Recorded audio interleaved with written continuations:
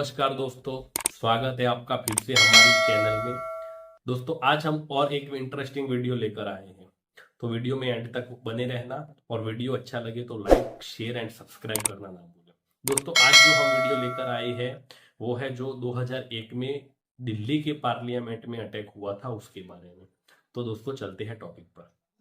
13 दिसंबर 2001 की सुबह दिल्ली के लिए एक आम सुबह थी। रोज की तरह आज भी पार्लियामेंट में नेताओं की दलीलें चल रही थी। तमाम जर्नलिस्ट पार्लियामेंट के बाहर देश में होने वाले मुद्दों को लेकर डिस्कस कर रहे थे और पार्लियामेंट की सिक्योरिटी भी ठंड में तेज धूप में मजे ले रही थी।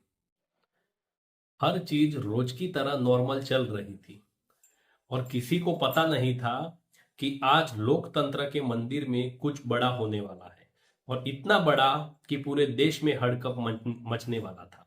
आने वाले पल से अनजान पार्लियामेंट के अंदर दोनों भवन ताबूत घोटालों के अंदर लेकर सरकार और विपक्षी पार्टियों के बीच तीखी बहस चल रही थी।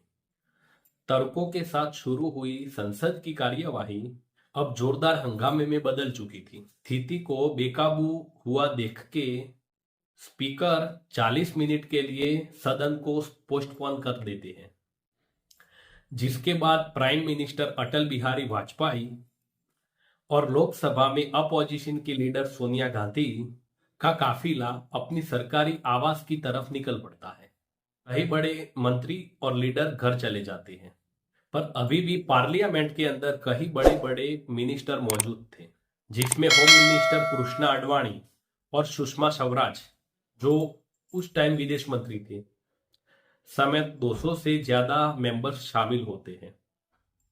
संसद में मौजूद सभी मेंबर्स में कोई अभी भी सदन में बैठकर अपनी कलीग से डिस्कस कर रहा था, तो कोई कैंटीन और लाइब्रेरी में वक्त गुजार रहा था और किसी को आने वाले वक्त की जरा भी भनक नहीं थी। और इन्हीं के बीच वाइस प्रेसिडेंट कृष्णा कांत जी भी संसद को छोड़कर अपने सरकारी आवास में निकलने के लिए तैयार थे। उनके इंतजार में बिल्डिंग के गेट के बाहर कई गाड़ियां लाइन पर खड़ी रही थी। संसद के गार्ड्स की नजर वाइस प्रेसिडेंट कृष्णा कांत जी पर थी, जो गेट नंबर 11 की ओर तेजी से बढ़ रहे थे। कृष्णा कांत जी को आता देख सभी गार्ड्स अपनी अपनी पोजीशन ले लेते, लेकिन तभी 11:04 पर व्हाइट कलर की एम्बेसडर कार पार्लियामेंट के अंदर तेजी से आती हुई दिखाई दे रही। वैसे तो किसी गाड़ी या इंसान का बिना परमिट के अंदर आना मना है। पार्लियामेंट के अंदर आने के लिए बहुत जगह चेक पॉइंट्स भी बने हुए थे, लेकिन चालाकी और छल की मदद से गाड़ी आसानी से पार्लियामेंट की दहलीज को लांघ गई। इजी एंट्री के लिए गाड़ी के ऊपर लाल रंग की बत्ती लगी थी। साथ ही गाड़ी के विंडशील्ड ऊपर होम मिनिस्टर का स्टिकर लगाकर वीआईपी एंट्री ली गई थी। संसद के अंदर आने तक किसी ने भी इस गाड़ी पर शक नहीं किया, लेकिन जब गाड़ी पार्लियामेंट के अंदर घुसते ही अपनी स्पीड और तेज कर गेट नंबर 1 की ओर तेजी से बढ़ने लगती, तो सीआरपीएफ कांस्टेबल कमलेश कुमारी ने गाड़ी को तेजी से बढ़ता हुआ देख कुछ अनयूजुअल नोटिस किया। कमलेश कुमारी ने पार्लियामेंट के लिए काम करने वाली सिक्योरिटी को हाल ही में ज्वाइन किया था, जो ब्रावो कंपनी को ज्वाइन किया था।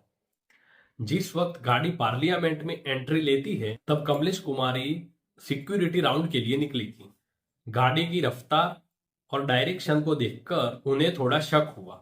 अपने शक को कंफर्म करने के लिए कमलेश कुमारी ने foreign watch and watch staff JP Yadav को गाड़ी रोककर गाड़ी को चेक करने को कहा, लेकिन गाड़ी इतनी रफ्तार में थी कि उसे रोक पाना मुश्किल था, जिस कारण कमलेश कुमारी गाड़ी को रोकने के लिए उनकी तरफ भागी और अपने आर्म्स को खोलकर उसे रोकने की कोशिश करने लगी। गाड़ी में बैठे ये आतंकियों को यह देखकर कुछ समझ नहीं आया और कंफ्यूजन में गाड़ी वाइस प्रेसिडेंट के कन्वॉय से टकरा गई। इस वक्त वाइस प्रेसिडेंट कृष्णकांत जी बाहर आते आते किसी काम की वजह से पार्लियामेंट के अंदर वापस चले गए थे। वाइस प्रेसिडेंट के कन्वॉय से टकराने के बाद गाड़ी पार्लियामेंट के ही एक गार्डन में जाकर रुक गई, जहां एक गार्डनर मौजूद था और खुद को बचाने के लिए वहीं वो पास में वही गार्डनर छुप गए। लेकिन गाड़ी में मौजूद आतंकियों ने उन्हें छुपते हुए देख लिया, जिस कारण वह जैसे गाड़ी के बाहर निकले, उन्होंने सबसे पहले कमलेश कुमारी और फिर गार्डनर देशराज को अपना निशाना बनाया। सभी टेररिस्ट के पास AK-47 राइफल, ग्रेनेड लॉन्चर्स और हेडगन मौजूद थी। इनकी तैयारी से अनजान जेपी यादव भी उन्हें रोकने के लिए उनकी ओर बढ़े, लेकिन जेपी यादव भी खुद को बचाने में असमर्थ रहे और अपनी जान गंवा दी। हालांकि अपने साहस का परिचय देते हुए उन्होंने अपनी आखिरी सांस लेने से पहले पार्लियामेंट के इमरजेंसी अलार्म को बजाकर सभी को चेतावनी दे दी थी, जिस कारण पार्लियामेंट में मौजूद सभी सिक्योरिटी पर्सनल हरकत में आ गए। प्लान में शामिल हर आतंकी के पास एक एक बैकपैक मौजूद था, जिनमें ग्रेनेड के साथ कई सारे हथियार मौजूद थे। अटैक करने के बाद आतंकियों का पहला टारगेट पार्लियामेंट की लॉबी में एंट्री कर सभी सांसदों को हॉस्टेज बनाने का था, जिसके लिए उन्होंने लगातार हवाई फायरिंग की। पूरा पार्लियामेंट गोलियों की इन आवाज से अंदर सहम उठा था। संसद में मौजूद मेंबर्स को बाहर की आवाज तो सुनाई दे रही थी, पर उनके पास कोई इंफॉर्मेशन ना होने के कारण उन्हें बाहर का हंगामा हमेशा की तरह विपक्षी पार्टियों का प्रोटेस्ट लगा। लेकिन वह वक्त दूर नहीं था जब सभी मेंबर्स के बाहर की सिचुएशन को जानने के बाद होश उड़ने वाले थे, और ये वही वक्त था जब संसद में मौजूद parliamentary affair minister Pramod Mahajan के फोन की घंटी बजती है और फोन को उठाते ही प्रमोद महाजन के होश उड़ जाते हैं और 2 मिनट के लिए उन्हें भी विश्वास नहीं होता है कि पार्लियामेंट पर अटैक हुआ है, और वो भी टेररिस्ट अटैक। और इंफॉर्मेशन मिलते ही प्रमोद महाजन सभी मेंबर्स को अटैक की खबर दे देते, जिसके बाद संसद में हंगामा मच जाता है और हर कोई डर से सहमा हुआ होता है। पार्लियामेंट की सिक्योरिटी में लगी पार्लियामेंट सिक्योरिटी सर्विसेज अपना पहला कदम उठाते हुए बिल्डिंग की सभी खिड़कियों और दरवाजों को बंद कर देते। कमलेश कुमारी और जेपी यादव को मारकर सभी टेररिस्ट 2 और 3 के ग्रुप में बढ़कर तेजी के साथ गेट नंबर 5 की ओर बढ़ते हैं, जहां से प्राइम मिनिस्टर का आना जाना होता था। इस गेट के एक्सेस के साथ आतंकी सीधे पार्लियामेंट के अंदर आ सकते थे, लेकिन यहां मौजूद सिक्योरिटी को जेपी यादव के कारण पहले ही इंफॉर्मेशन मिल चुकी थी और उन्होंने पहले से ही यहां के दरवाजों को बंद कर दिया था, जिस कारण आतंकी बौखला गए और लगातार फायरिंग करते हुए दूसरे गेट की ओर बढ़ने लगे। आतंकियों पर पहले से ही घात लगाए बैठे सीआरपीएफ कांस्टेबल संतोष कुमार ने एक एक कर सभी को छलनी कर दिया। पहले 2 आतंकियों पर निशाना साधा और फिर तीसरे का टारगेट किया, लेकिन अपने बचाव में तीसरे आतंकी ने लगातार कांस्टेबल कुमार पर अपनी AK-47 से वार करने की कोशिश की, पर एग्जैक्ट लोकेशन पता ना होने के कारण इसका कोई फायदा नहीं हुआ, जिसके बाद कांस्टेबल कुमार की तीसरी गोली से आखिरी आतंकी भी मारा जाता है।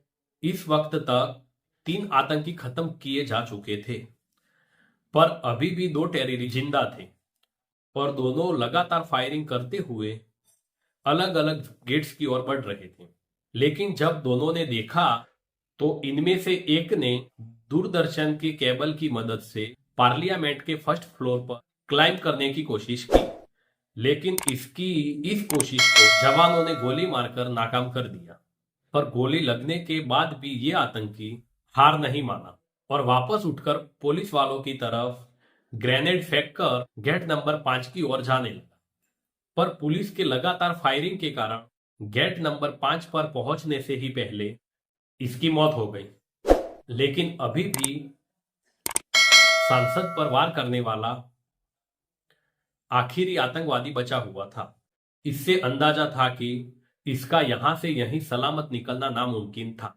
पार्लियामेंट के अंदर जाने के सभी रास्ते बंद, जिस कारण गुस्से में इसने पार्लियामेंट की मेन एंट्री गेट नंबर 1 की ओर जाने लगा और वहां ज्यादा से ज्यादा डैमेज करने के लिए खुद को बम से उड़ा लिया। चारों ओर धुआं और इंसान की जलने की गंध फैल गई थी।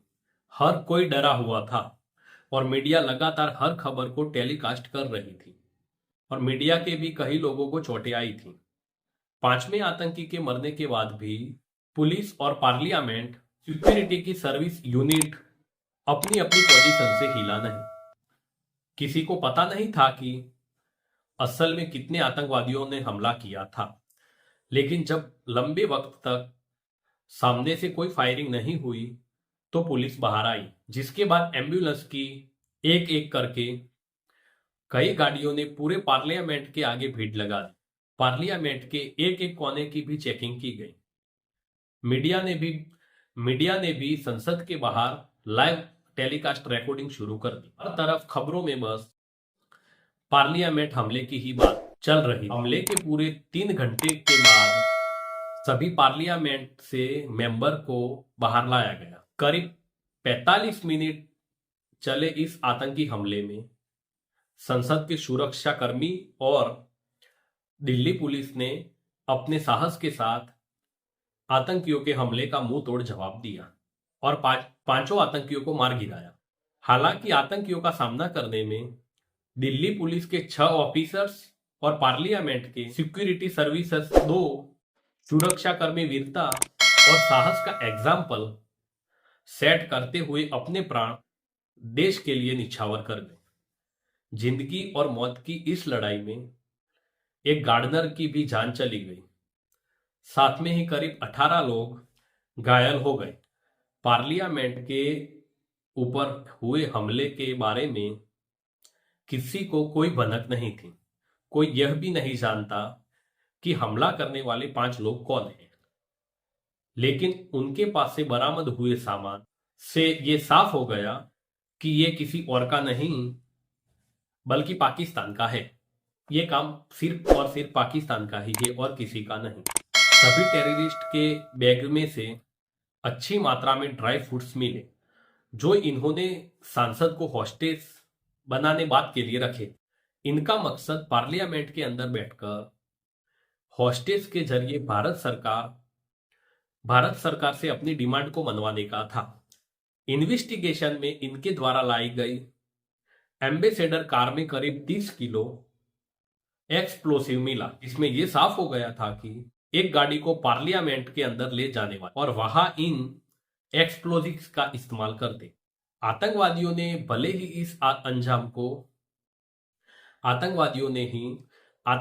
इस अटैक को भले ही 13 दिसंबर 2001 को अंजाम दिया था, लेकिन इस अटैक की प्लानिंग काफी समय पहले चल रही थी। दरअसल 24 दिसंबर 1999 को इंडियन एयरलाइन फ्लाइट्स 814 को आतंकवादियों ने हाईजैक कर लिया था, जिसके बाद प्लेन को दिल्ली की जगह अफगानिस्तान ले जाया गया। इसके बारे में भी हम अलग से हमारी वीडियो आएगी 2-3 दिन के अंदर, तो वो भी देखना आप। तो उसके बारे में हम अलग से बात करेंगे। और अफगानिस्तान वो जो हाईजैक करके जो प्लेन को अफगानिस्तान ले गए थे, वहां से कुछ 179 को छोड़ा था भारत सरकार ने। उसके बदले में 3 आतंकियों को भी रिहा किया था और वहां रिहा होने के बाद भी जैश ए मोहम्मद के उन आतंकवादियों ने बदला लेने के लिए ये पार्लियामेंट अटैक करवाया था, ऐसा कहा जाता है। उस 3 आतंकवादियों में जो रिहा हुए थे उसमें मसूद अजहर करके था, उसको वो बदला लेना था और भारत के लोकतंत्र मंदिर पर अटैक करना था, पार्लियामेंट पर। तो इसके लिए वो एक ग्रुप अजहर कश्मीर के कुछ ऐसे लोगों की तलाश में था जो इसका मकसद पूरा कर सके।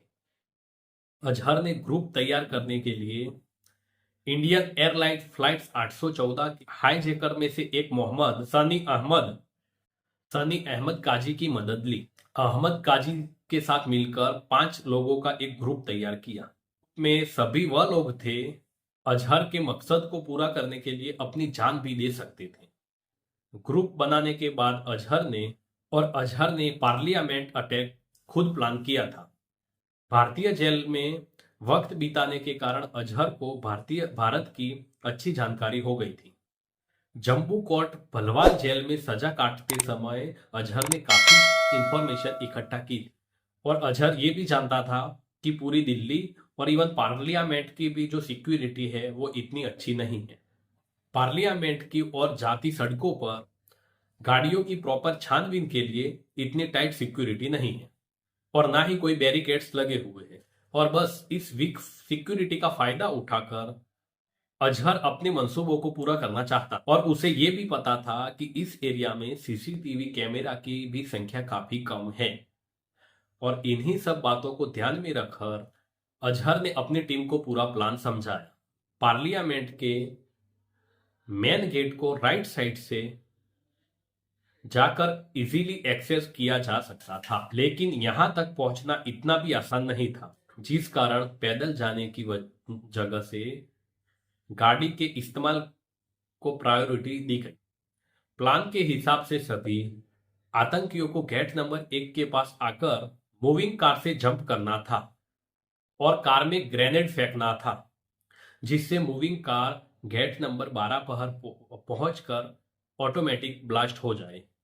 पार्लियामेंट की सिक्योरिटी गेट नंबर 12 की ओर भागेगी और इसी बीच सभी टेररिस्ट गेट नंबर 1 से पार्लियामेंट के सेंट्रल हॉल में घुस जाएंगे और सभी एमपीज को हॉस्टेज बनाकर मसूद अजहर को कॉल करके इंफॉर्मेशन प्लान को एग्जीक्यूट करने के लिए मसूद अजहर ने गाज बाबा नाम से एक पाकिस्तानी नेशनल से कांटेक्ट किया, जो पहलगाम कश्मीर में अंडरकवर होकर रह रहा था।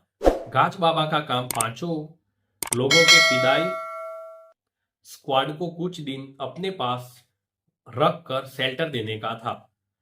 साथ ही उसे सभी आतंकियों को दिल्ली तक पहुंचना काम पूरा करना बाकी था और वो काम भी उनको करना था, दिल्ली तक पहुंचाना भी काम उनको करना था। लेकिन अंडर कवर रहने के कारण गाज बाबा खुद इन आतंकियों को दिल्ली तक नहीं पहुंचा सकता था और इसीलिए उसने अफजल गुरु से मदद ली। वो Jammu and Kashmir liberation front JKLF का मिलिटेंट था। एक समय पर अफजल गुरु भी आतंकवादी का हिस्सा था, लेकिन टेररिज्म छोड़ने के बाद अफजल मेडिकल इक्विपमेंट्स की सेलिंग में एक कमीशन एजेंट के तौर पर काम करने लगा।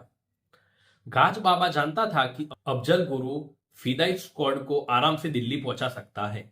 शुरुआत में अफजल ने गाज के काम करने को मना कर दी, लेकिन पैसे ज्यादा ऑफर करने पर अफजल का मन फिसल गया और वह इस टास्क को कंप्लीट करने के लिए राजी हो गया। इसके बाद अफजल ने सबसे पहले 5 मेंबर फिदा स्क्वाड को 2 ग्रुप में बांटकर दिल्ली के अलग अलग लोकेशन पर छिप कर रहने के लिए जगह दे दी।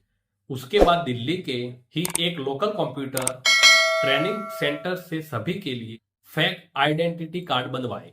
अब प्लान को एग्जीक्यूट करने के लिए इन्हें एक गाड़ी की जरूरत थी, जिस कारण सभी ने करोल बाग जाकर एक व्हाइट एम्बेसडर कार को खरीद लिया। साथ ही कश्मीर गेट से एक रेड बीकन भी खरीदी, जिसके इस्तेमाल से अटैक वाले दिन सभी चेक पॉइंट्स को इजीली पार किया जा सकता था। अटैक से पहले कई दिनों तक सभी ने प्लानिंग की और अटैक से 1 हफ्ता पहले सभी दिल्ली को होलसेल स्पाइस मार्केट खारी बावली को विजिट करके अफजल ने यहां से काफी मात्रा में ड्राई फ्रूट्स खरीदे, जिनका इस्तेमाल हॉस्टेज की सिचुएशन में किया जाना था। ड्राई फ्रूट्स भी था, खाने वगैरह का भी था।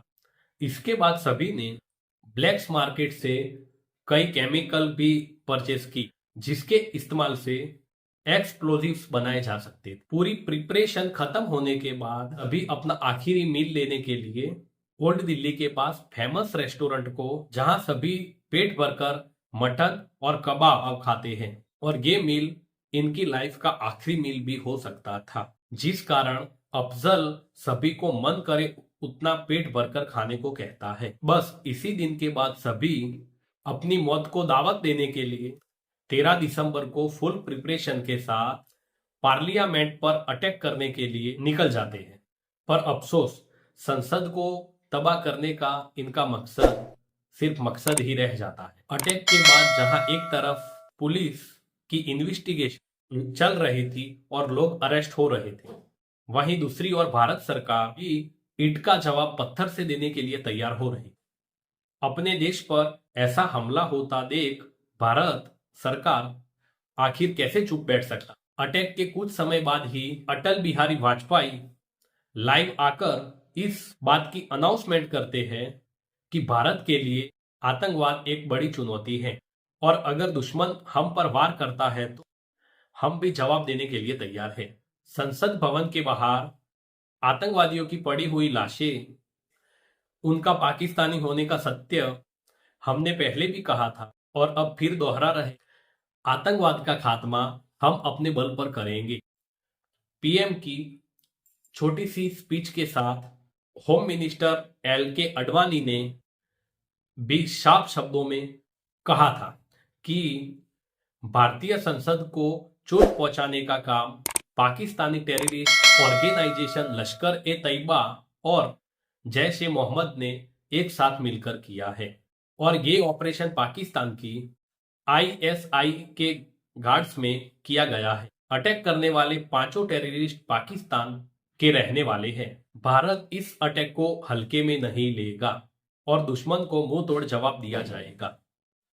इसके बाद जल्द ही इंडियन आर्मी को पाकिस्तान की सीमा और मोबिलाइज किया जाने लगा और अटैक के 2 दिनों के बाद ही भारत ने 15 दिसंबर 2001 को ऑपरेशन पराक्रम लॉन्च कर दिया। भारतीय सेना ballistic missile, tank, motor, artillery और 5 लाख से अधिक सैनिकों को पाकिस्तानी सीमा पर तैनात कर दी। पूरी दुनिया में न्यूज फ्लैश होने लगी कि भारत पाकिस्तान पर अटैक करने वाला है। सभी देशों की भारत के एक एक कदम पर नजर थी। हर कोई भारत के अगले एक्शन का वेट कर रहा था। इस ऑपरेशन को लॉन्च करने के लिए भारत इतना सीरियस था कि 10 महीनों के लिए सभी आर्मी अफसरों और सैनिकों की छुट्टी को रद्द कर दिया। भारत तैयार था, हालात नाजुक बने हुए थे। किसी भी वक्त भारतीय सेना एलओसी क्रॉस कर पाकिस्तान पर हमला कर सकती थी, लेकिन तभी कुछ ऐसा होता है जिससे पूरे ऑपरेशन की दिशा ही बदल जाती है। दरअसल इसी बीच पाकिस्तान के प्रेसिडेंट जनरल परवेज मुशर्रफ का एक बयान सामने आता है जिसमें कहा जाता है कि पाकिस्तान अपनी ओर से आतंकी गतिविधियों का बढ़ावा नहीं देगा। परवेज मुशर्रफ के स्टेटमेंट के साथ ही पाकिस्तान के 6 टेररिस्ट ऑर्गेनाइजेशन को बैन कर दिया जाता है। दरअसल परवेज मुशर्रफ ने इस तरह का बयान सिर्फ इसीलिए दिया था जिससे इंटरनेशनली भारत पर प्रेशर पड़े और वह वॉर को रोक दे। मुशर्रफ के बयान से ऐसा लगा जैसे वो भारत से वॉर नहीं लेकिन दोस्ती चाहता है, लेकिन आने वाले सालों में ये बात भी गलत साबित हुई। मुशर्रफ के स्टेटमेंट के बाद भारत पर वॉर रोकने का प्रेशर बना हुआ था, जिस कारण वॉर की पूरी तैयारी होने के बाद भी पाकिस्तान की सोची समझी चाल के कारण भारत को वॉर रोकना पड़ा, जिसके बाद अटल बिहारी वाजपेयी ने एक स्टेटमेंट रिलीज करते हुए वॉर पर क्लैरिटी देते हुए कहा कि भारत पाकिस्तान पर कोई अटैक नहीं करेगा। पीएम के स्टेटमेंट के साथ ही सेना को अपना कदम रोकना पड़ा और फाइनली अक्टूबर 2002 में भारत की ओर से ऑपरेशन पराक्रम की समाप्ति की घोषणा की। इस ऑपरेशन के जरिए पाकिस्तान को इतना तो समझ आ गया कि भारत आतंकवाद को ना शरण देता है और ना सहता है, फिर उसके लिए क्यों जंग ही ना करनी पड़े। भारत ने पाकिस्तान पर अटैक तो नहीं किया, लेकिन भारत के लिए पार्लियामेंट अटैक में जिम्मेदार हर एक मुजरिम को सजा देना जरूरी था। भारत के पार्लियामेंट पर अटैक की खबर पूरी दुनिया में आग की तरह फैल चुकी थी। हमला बड़ा था, इसीलिए इन्वेस्टिगेशन भी बड़े लेवल पे शुरू की गई। दिल्ली पुलिस इस घटना की डिटेल इन्वेस्टिगेशन शुरू करती है। सबसे पहले पार्लियामेंट के हर एक एरिया को एग्जामिनिंग किया जाता है। उसके बाद हमले के लिए इस्तेमाल की गई कार के बारे में पता लगाया जाता है। कार के साथ प्रूफ के तौर पर पुलिस के पास आतंकवादियों के फोन भी मौजूद थे। इनमें पड़े सिम पुलिस के लिए बहुत ही मददगार साबित होते हैं। सिम और गाड़ी की बदौलत जल्द ही जैश ए मोहम्मद के 4 आतंकवादियों को पोटा कानून के तहत 4 आतंकवादियों को गिरफ्तार कर लिया जाता है। इन 4 लोगों में अफजल गुरु, उनका चचेरा भाई शौकन हुसैन, गुरु शौकत की पत्नी अफजान गुरु और डीयू के प्रोफेसर SAR गिलानी शामिल होते हैं। SR गिलानी मूल रूप से कश्मीर के बारामुल्ला जिले के रहने वाले थे और उस वक्त दिल्ली यूनिवर्सिटी में अरबी भाषा के तौर पर पढ़ाया करते थे। गिरफ्तारी के बाद आगे की जांच पर यह तय हो चुका था कि सभी आतंकवादी पाकिस्तान से थे। अटैक में पाकिस्तान की ISI का भी इन्वॉल्वमेंट था। भारत की जनता अटैक में शामिल लोगों के लिए फांसी की मांग कर रही थी, लेकिन पुलिस की कार्रवाई और कोर्ट के फैसले से पहले कुछ भी कहा नहीं जा सकता था। गिरफ्तारी के बाद पुलिस सभी आतंकवादियों को रिमांड पर ले लेती है। सभी पर मुकदमा चलाया जाता है, लेकिन सबूत के अभाव से कारण एक लंबे ट्रायल के बाद शौकत की पत्नी अफजान को रिहा कर दिया जाता है। वहीं बाकी के तीनों को दिल्ली के पोटा कोर्ट में फांसी की सजा सुनाई जाती है। वहीं 2003 में इस हमले का मास्टरमाइंड और जैश-ए-मोहम्मद के कमांडर इन चीफ गाज बाबा को BSF के श्रीनगर के नूरबाग इलाके में मार गिराया जाता है। पोटा कोर्ट से फांसी की सजा मिलते ही तीनों लोग दिल्ली हाई कोर्ट में चैलेंज करते हैं। गिलानी का केस उस समय सबसे फेमस और महंगे एडवोकेट राम जेठमलानी लड़ते हैं। इसका केस लड़ने के पीछे इनकी पॉपुलर थी। अटैक के बाद गिलानी दिल्ली में बहुत ही पॉपुलर हो चुका था, जिसके बाद 2003 में सबूत के अभाव के कारण गिलानी को भी छोड़ दिया जाता है। हालांकि शौकत और अफजल की फांसी अभी भी बरकरार थी, लेकिन बाद में सुप्रीम कोर्ट शौकत की फांसी की सजा को 10 साल की कठोर सजा में बदल देता है। वहीं अफजल गुरु इस घटना का मुख्य आरोपी मानते हुए 20 अक्टूबर 2006 को फांसी की सजा देना तय किया गया।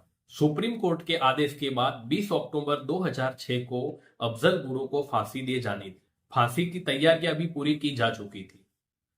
फांसी के 7 दिन पहले इस घटना में एक रोचक मोड़ आता है। अफजल की फैमिली दिल्ली आकर प्रेसिडेंट अब्दुल कलाम जी से मिलती है और इस मुलाकात से काफी चीयरिंग भी उठती और मीडिया हर एक छोटी न्यूज को कवर करती है और शहीदों के परिवार इस मुलाकात से काफी नाराज भी थे, जिस कारण स्थिति हाथ से निकल रही। लोग इस कदर भड़क उठे थे कि हमले में शहीद हुए कमलेश देवी के परिवार वाले अशोक चक्र लौटाने की भी बात करते हैं। अफजल के परिवार वाले प्रेसिडेंट से मर्सी पिटीशन की गुहार लगाते हैं। इन सभी चीजों के चलते हुए कलाम कोई भी कदम नहीं उठाते हैं और अफजल के परिवार वालों की मुलाकात खराब हो जाती है। इसके बाद कई सालों तक अफजल की फांसी का जो मामला था वो लटका रहता है। 2013 में फांसी से केवल कुछ दिन पहले प्रेसिडेंट प्रणब मुखर्जी अफजल की मर्सी पिटीशन को रिजेक्ट कर देते हैं, जिसके बाद फाइनली 9 फरवरी 2013 को सुबह 8 बजे अफजल को फांसी दे दी जाती है। अफजल के मौत के सभी पार्लियामेंट के आतंकवादियों को सजा दे जा चुकी थी। हालांकि इतनी सुरक्षा होने के बाद भी 5 आतंकवादियों का पार्लियामेंट पर अटैक करना एक बड़ा इंटेलिजेंस फेलियर था। उसके बाद पार्लियामेंट की सुरक्षा काफी बढ़ा दी गई। तो दोस्तों, वीडियो अगर आपको अच्छा लगा है तो शेयर, सब्सक्राइब एंड लाइक करना ना भूलें। मिलते हैं नए वीडियो।